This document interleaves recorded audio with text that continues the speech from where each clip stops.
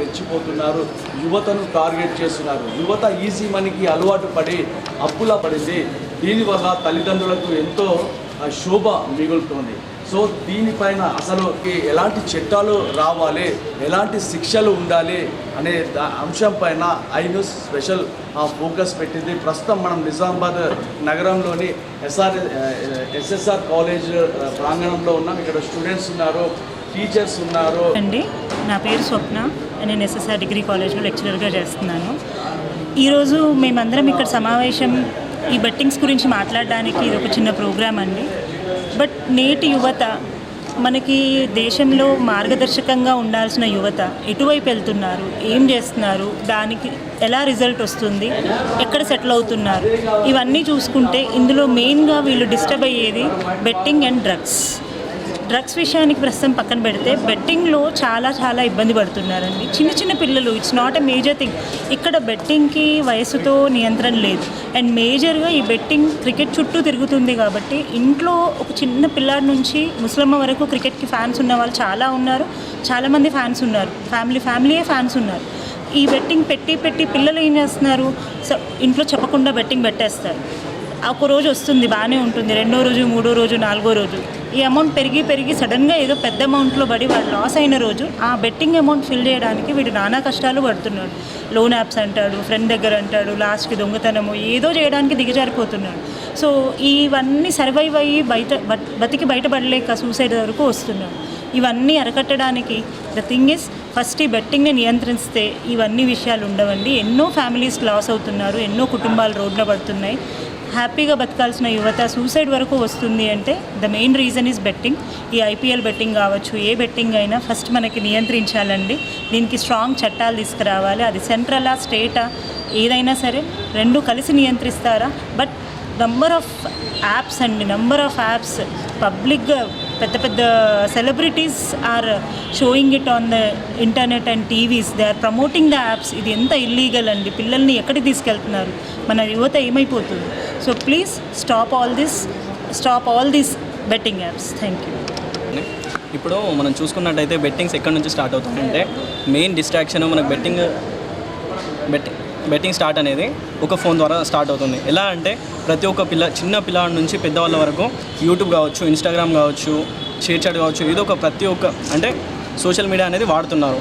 So అందులో ఏంది, ఇప్పుడు పెద్ద సెలబ్రిటీసే వాళ్ళు ఏం చేస్తున్నారంటే వాళ్ళ ప్రమోషన్ కోసం, వాళ్ళకి అమౌంట్ కోసం వాళ్ళు ఏంటంటే చిన్న గేమ్స్ అన్నట్టు వాళ్ళు ప్రమోట్ చేస్తున్నారు. అక్కడ అవసరం లేదు, బట్ ఆ యాడ్స్ అనేవి ప్లే చేస్తున్నారు. ఇప్పుడు యూట్యూబ్లో చూసుకున్నట్టయితే ఒక వీడియో క్లిప్ రావడము, లేదంటే సినిమా చూసేటప్పుడు ఏదో ఒకటి క్లిప్ ద్వారా వాళ్ళు మనం ముందు పెడుతున్నారు. అక్కడ ఎలా చూపెడుతున్నారంటే పెట్టిన 10 రూపాయలకి వచ్చే 1,00,000 రూపాయలు, 2 లక్షలు వాళ్ళు అంటే కొన్నట్టు చూపెట్టడము, అదే షో అప్ చేస్తున్నారు. ఆ షో అప్ వల్ల మనం కూడా నమ్మి అరే మాకు కూడా వస్తాయేమో, ఒకసారి ట్రై చేద్దాము అన్నట్టు వాళ్ళు ట్రై చేస్తున్నారు. బట్ ఎప్పుడైతే చిన్న ఒక పాకెట్ మనీ నుంచి స్టార్ట్ అవుతుంది ఈ బెట్టింగ్, ఆ పాకెట్ మనీ నుంచి వాళ్ళ ఫ్యామిలీని కొట్టి తిట్టి తీసుకునేంతవరకు వెళ్ళిపోతుంది.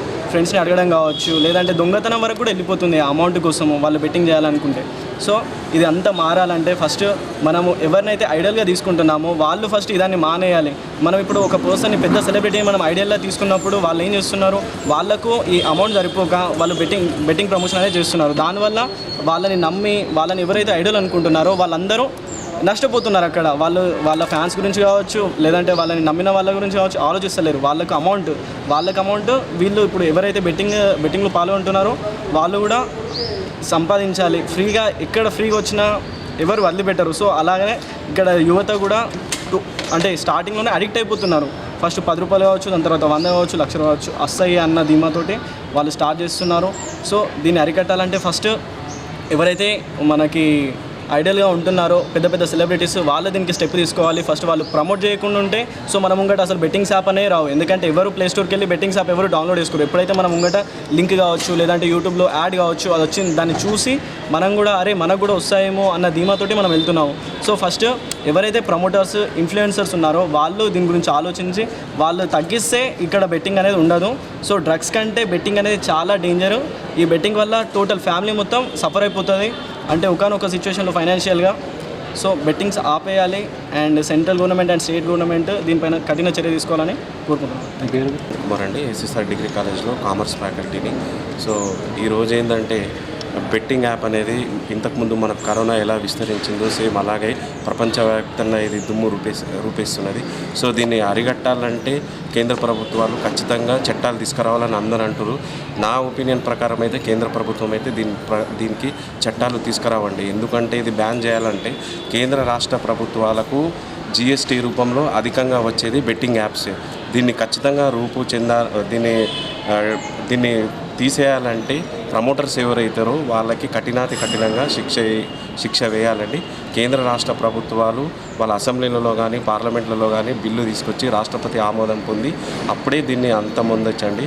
సో నా ఒపీనియన్ అయితే కేంద్ర ప్రభుత్వాలు దీని మీద చర్యలు తీసుకుంటుందో తీసుకోదో తెలియదు. సో ఖచ్చితంగా ఏంటంటే దీని మీద బిల్ అనేది పాస్ చేయాలి. అప్పుడే దీనికి ఒకటి రూపం అందుతుందండి. Thank you. రచన ముందుగా ప్రపంచాన్ని నడిపించేది 5 పంచభూతాలు అంటారు, కానీ ఇంకో భూతమే మనీ. ఆ మనీని సంపాదించాలంటే హార్డ్ వర్క్, స్మార్ట్ వర్క్ 2 దారులు ఉన్నాయి. కానీ నేటి యువత స్మార్ట్ వర్క్నే ఎక్కువగా ఎంచుకుంటుంది. ఎందుకంటే ఈజీగా డబ్బు వస్తుంది, ఈజీగా మనకు చేతిలో డబ్బు ఉంటుంది, ఎలా అయినా ఖర్చు పెట్టాలి. సో ఆ స్మార్ట్ వర్క్ దారిలోనే బెట్టింగ్ అనేది ఒకటి తగ్గుతుంది. ఓకే, బెట్టింగ్ వల్ల ఎలాంటి నష్టాలు జరుగుతుంది? మనము డబ్బు ఎక్కువ సంపాదించాలి అనే మదంతో పేరెంట్స్ దగ్గర డబ్బు తీసుకోవడం, స్నేహితుల దగ్గర డబ్బు తీసుకోవడం, అలాగే బ్యాంక్స్ నుంచి లోన్స్ తీసుకోవడం, అవి కట్టలేనప్పుడు మనకి మెంటల్ ప్రెషర్, మెంటల్ స్ట్రెస్, దీనివల్ల హాస్పిటల్లో వెళ్ళడం, సూసైడ్ వరకు వెళ్ళడం జరుగుతుంది. ఓకే, బెట్టింగ్ని నివారించాలి అని అందరూ మాట్లాడుతున్నారు, కానీ నివారించాలంటే ఏం తీసుకోవాలి? First thing advertising and marketing అనేది తగ్గించాలి. ఏదైనా మంచి విషయాన్ని మార్కెటింగ్ చేస్తున్నామంటే దానివల్ల 10 మందికి ఉపయోగం కలగాలి. అలాంటిది ఒక బెట్టింగ్ యాప్ని ఎంతోమంది ఇన్ఫ్లుయెన్సర్స్, సెలబ్రిటీస్, హీరోయిన్స్ కూడా వాటిని ప్రమోట్ చేస్తున్నారు. ఆ ప్రమోషన్ తగ్గించాలి. నెక్స్ట్, కేంద్ర రాష్ట్ర ప్రభుత్వాలు చర్యలు తీసుకోవాలి అని అంటున్నారు. అయితే కేంద్ర రాష్ట్ర ప్రభుత్వాలకి ఆ బెట్టింగ్ నుంచి ఎంత డబ్బు వస్తుందో వాళ్ళకి తెలుసు, కాబట్టి వాళ్ళు ఎలాంటి చర్యలు తీసుకోరు ఫస్ట్. కానీ ఆ చర్యలు తీసుకోలాగా చేయాలి అంటే విద్యా సంస్థలు, టీచర్స్, పేరెంట్స్ వీటి మీద చర్యలు తీసుకోవాలి. మన పిల్లవాడికి ఒక స్మార్ట్ ఫోన్ ఇచ్చినామంటే వాడు ఏ విధంగా వాడుతున్నాడు, ఎలాంటి విషయాలు చూస్తున్నాడు ఫోన్లో అనేది కనిపెట్టుకొని ఉంటేనే మన పిల్లలు తప్పుదారిలో వెళ్లకుండా ఉంటారు. అండ్ నేటి యువత డబ్బుని మనం ఎలా ఉపయోగిస్తున్నామంటే మా పేరెంట్స్ ఇస్తున్నారు, మేము ఖర్చు పెట్టాలి అని చూస్తున్నాం, కానీ ఆ డబ్బుని సంపాదించాలంటే పేరెంట్స్ ఎంత కష్టపడుతున్నారని ఎవరు ఆలోచించట్లేదు. కాబట్టి యువతలో మార్పు రావాలి. ఆ యువతలో మార్పు రావాలంటే ఎడ్యుకేషనల్ ఇన్స్టిట్యూట్స్ కావచ్చు, పేరెంట్స్ కావచ్చు, ఫ్రెండ్స్ కావచ్చు, మంచి దారిలో వెళ్ళడానికి వాళ్ళని చూడాలి. అంతే తప్ప ఇలాంటి బెట్టింగ్స్ యాప్స్ అని ఆర్ఎల్స్ డ్రింక్స్ అని డ్రగ్స్ అని అలాంటి వాటికి అలవాటు కాకుండా చూసుకోవాలి. Thank you so much. నేను ఇప్పుడు మాట్లాడే టాపిక్ వచ్చేసి ఆన్లైన్ యాప్స్ గురించి. అది ఎలా అంటే బెట్టింగ్లో ఎట్లా అంటే ఇప్పుడు బెట్టింగ్ యాప్స్ ప్రమోట్ బాగా ప్లస్ మళ్ళీ వాళ్ళు దాన్ని ఎంకరేజ్మెంట్ చేస్తున్నారు. మన స్టూడెంట్స్ బాగా అడిక్ట్ అవుతున్నారు. ఎందుకంటే పేరెంట్స్కి తెలియకుండానే లోన్స్ తీసుకుంటున్నారు, అండ్ మళ్ళీ బ్యాంక్స్లలో లోన్స్ తీసుకుంటున్నారు, మళ్ళీ ఫ్రెండ్స్కి అడుగుతున్నారు, మళ్ళీ పేరెంట్స్కి. అది చాలా తప్పు. అది అడగడం కూడా మళ్ళీ పేరెంట్స్ కూడా వాళ్ళు ఎందుకు అడుగుతున్నారో అని కనుక్కోకుండా ఇచ్చేస్తున్నారు మనీ. అది ఇన్ కేస్ వాళ్ళు కూడా ఒకసారి కనుక్కోవాలి, అంటే ఎందుకు అడుగుతున్నారు, అసలు రీజన్ ఏంటి అని. పేరెంట్స్ కూడా మేము ఇంత మనీ అడుగుతుంటే వాళ్ళు ఇవ్వడం కూడా తప్పు. ఎందుకంటే పేరెంట్స్ వాళ్ళు కాలేజ్ ఫీజుకో లేకపోతే బాబుకి ఇంకేదో అవసరానికి అడుగుతున్నారేమో అనుకుంటారు, కానీ వాళ్ళు చేసే తప్పు వాళ్ళకి తెలియట్లేదు. పేరెంట్స్ పిల్లల్ని చూసుకోవడం ఎంత కరెక్ట్ అంటే ఎట్లా అంటే ఈ మధ్య ఎలా అవుతుందంటే బెట్టింగ్ యాప్ ఒక్కసారి పెట్టగానే మనకి ప్రాఫిట్ వస్తుంది కావచ్చు, కానీ ఇంకోసారి పెట్టేసరికి ఇంకో వస్తుంది కావచ్చు అని ఒక పాజిటివ్ వేలో పోతున్నారు, కానీ అది అట్లా కావట్లేదు. ఎలా అంటే ఒక్కసారి అది ఏదో నార్మల్గా మనకి ఇంకా ఇంట్రెస్ట్ రావాలి యాప్ పైన, ఇంకా కావాలి అని చెప్పేసి వాళ్ళు ఒక్కసారి ప్రాఫిట్ ఏదో వస్తుంది మనకి బై లక్లో, బట్ ఇంకోసారి మొత్తం లాస్ వస్తూనే ఉంటుంది. అది మనం ప్రివెంట్ చేయాలి. ఎలా దాన్ని అసలు మనం కనుక్కోవాలి, కానీ వాళ్ళు అలా వెళ్ళట్లేదు. లేదు నా మనీ నాకు పోయినాయి అన్నప్పుడు నేను ఇంకా పెట్టాలి అని ఆలోచిస్తున్నారు, కానీ అది తప్పు. అది ఎట్లా అంటే ఇప్పుడు ఎగ్జాంపుల్గా చెప్పాలి అంటే లైవ్ అంటే ఒక ఇన్సిడెంట్ చెప్తాను. ఎవరన్నా ఇప్పుడు బెట్టింగ్లో పెడితే ఎలా అంటే మనీ పెడతారు, పెట్టేసిన తర్వాత అది లోన్ నుంచి తీసుకుంటారు, కానీ ఇప్పుడు బ్లాక్మెయిల్ కూడా స్టార్ట్ అవుతుంది. దాన్ని బట్టి మన మొబైల్ హ్యాక్ చేస్తారు. హ్యాక్ చేసి మీరు మనీ ఇంత డిమాండ్ చేస్తున్నాను, నేను మనీ ఇవ్వకపోతే అలా బాగోదు అని చెప్పేసి అలా డిమాండ్ కూడా చేస్తారు. దానివల్ల పేరెంట్స్ వాళ్ళ పిల్లలపైన పెట్టుకున్న హోప్స్ అన్నీ తగ్గిపోతున్నాయి. ఎలా అంటే మా పిల్లలు మమ్మల్ని చూసుకోవాలి ఫ్యూచర్లో ఫర్దర్ అని చెప్పేసి అనుకుంటున్నారు. కానీ అలా చేయట్లేదు ఈ మధ్య. ఎలా అంటే పిల్లలు కూడా ఈజీ వేలో మనీ ఎలా వస్తున్నాయి అని ఆలోచించి ఆ వేలోనే వెళ్ళిపోతున్నారు. కానీ అది రాంగ్ వే. ఎలా అంటే ఇప్పుడు ఎట్లా ప్రివెంట్ చేయాలి అంటే ఈ అడ్వర్టైజ్మెంట్ ఏ యాప్ కూడా నమ్మకూడదు. ఫస్ట్ థింగ్ ఏ యాప్ కూడా నమ్మకూడదు. ఏ గేమ్ అయినా దేనికైనా కానీ మనీ అని వస్తున్నాయి అంటే అస్సలు నమ్మకూడదు. నేను ఎస్ఎస్ఆర్ డిగ్రీ కాలేజ్లో ఫస్ట్ ఇయర్ చదువుతున్నాను. సో యాక్చువల్గా ఈ రీసెంట్ డేస్లో మనం బాగా చూస్తున్న కొత్త ట్రెండ్ ఏంటంటే బెట్టింగ్ యాప్స్. యాక్చువల్గా చాలా డేస్ నుంచి చూస్తున్నాం, కానీ బయటకు అంత ఎక్కువగా అది కనిపించలేదు అంతే. ది థింగ్ ఈజ్ యూత్ ఎక్కువగా ఈ బెట్టింగ్ యాప్స్లో ఇన్వాల్వ్ అయ్యారు. యూత్ అంటే చిన్నపిల్లలని కాదు, ఎవరి దగ్గర మొబైల్ ఉంటే వాళ్ళు బెట్టింగ్ యాప్స్. ఈ మధ్య గేమ్స్ చాలా బాగా ఆడుతున్నాం. గేమ్స్ ఆడితే ఇట్లా డబ్బులు వస్తాయి అకౌంట్లోకి అని చెప్పి గేమ్స్ చాలా నెంబర్ ఆఫ్ గేమ్స్లో మనం లాగిన్ అవుతున్నాము. బట్ యాక్చువల్ థింగ్ ఏంటంటే వాళ్ళు మన యాక్సెస్ మొత్తం తీసుకుంటున్నారు.